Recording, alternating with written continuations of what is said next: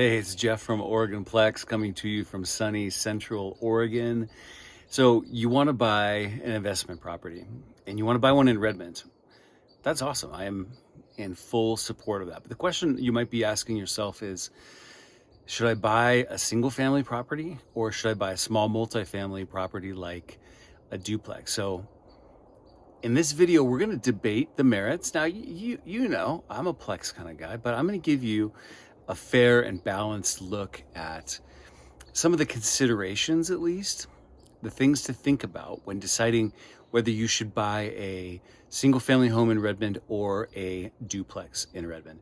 And the first thing I want to mention to you is that in the event, if this is your first, let's just say this is your first investment property, it's possible, and I've heard it from other people, even other people I've spoken to this week, that you might have a little bit of a default mentality that says, I don't know if I'm ready for a multifamily. Maybe I should start with a single family. And I would say in terms of their complexity or difficulty, they're going to be about the same overall. I really don't think a duplex is going to be significantly harder. So I would encourage you to resist the temptation to say, oh, I need to kind of build up to a duplex. So I think you're going to be okay, even right out of the gate with a small multifamily property like a duplex versus a house.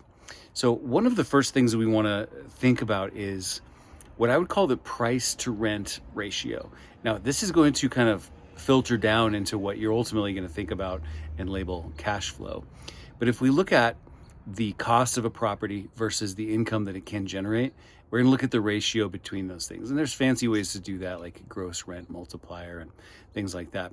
But let's just keep it real simple. How much income can this generate in relation to what the price is going to be? So let's say you could buy a house for $600,000.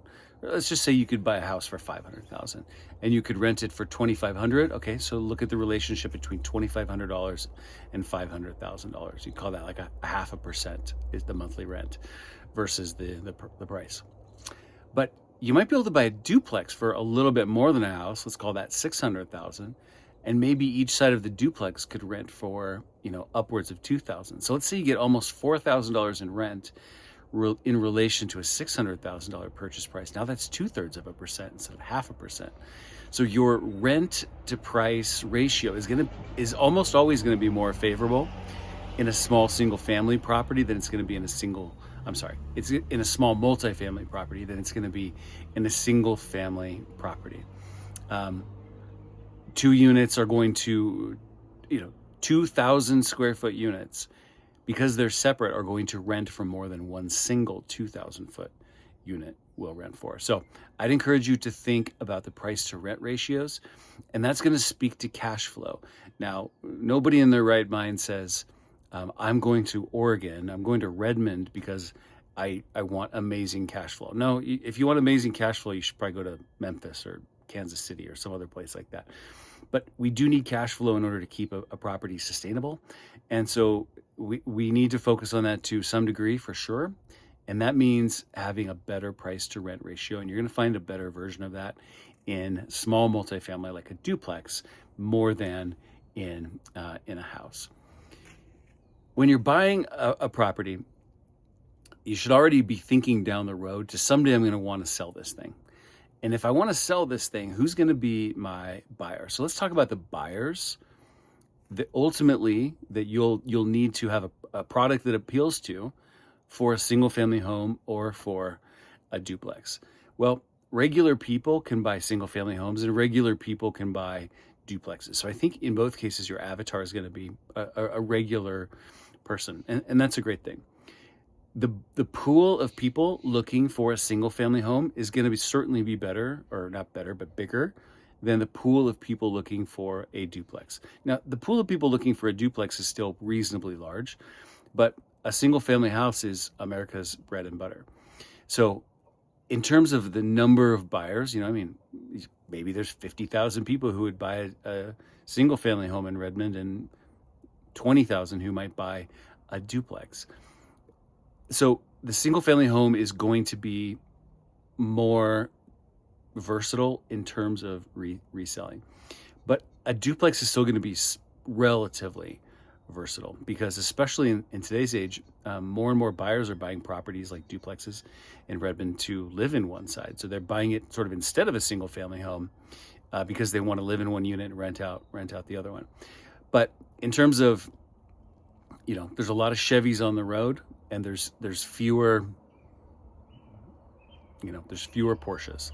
So even though there's lots of Porsches on the road, there's fewer of them. So it's nice to be selling Chevys, because everybody can be served by Chevy, and fewer people can be served by a Porsche. So that might be one reason why a single family home might have a bit of an advantage. But as long as your duplex isn't an oddball, isn't an odd duck, there's still going to be a really healthy buyer pool for your duplex in Redmond. The next category that I think about is what I would just personally label as entrepreneurial possibility. I don't normally personally buy a property just to leave it exactly as it is. I don't buy something the word would be turnkey in real estate. I don't tend to buy turnkey properties myself. I tend to buy things that I can make better in some way, that I can transform from what they are into what they could be. That's just my own investment philosophy. There's a lot of people who look for turnkey properties, and that's fine. That's just not what I do. But some of my clients do, who are buying and selling duplexes, triplexes, fourplexes around Oregon. So if you are looking, though, to make some entrepreneurial headway, make some investment headway, sort of maximize ROI, perhaps you might say, on a duplex in Redmond, or on an investment property in Redmond, I would say a duplex is probably going to give you more opportunity to do that. Why is that? Well, a duplex has got two different units that you can adjust the income stream on. For instance, you buy a duplex that's got two renters on each side paying $1,000 a month, and you can increase those to $1,400 a month, a little bit over time. Then now you've increased, $400 twice, $800. It's going to be harder to achieve an $800 price increase on a single family home. So it's kind of the scalability of a duplex compared to a house that gives it a little bit more entrepreneurial possibility. Now, a duplex is far less scalable than a 10plex, but a duplex is more scalable than that single family home. So in terms of entrepreneurial possibility, I like the idea of being able to improve more units in one single purchase, and know that that's going to create more upside for me as an investor, because that's a big thing that I am focused on. Another thing to think about is what could be called rent diversification, right? A single family home has one tenant. So at any moment, your single family home is 100% occupied or 0% occupied. There's really no other version of that.